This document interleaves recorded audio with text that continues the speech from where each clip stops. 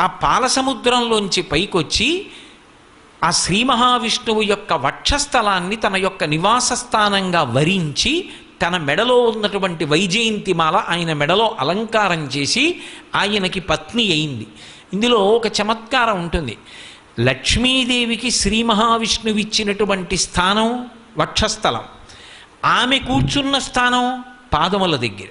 ఎప్పుడూ ఆయన పాద సంవాహనం చేస్తుంటుంది. లక్ష్మీ మహీత ధనురూప నిజానుభావ నీళాది దివ్య మహిషీకర పల్లవానాం ఆరుణ్య సంక్రమణత కిలసాంధ్ర రాగౌ శ్రీ వెంకటేశ చరణౌ శరణం ప్రపద్యే అంటుంటాం కదా ప్రపత్తిలో.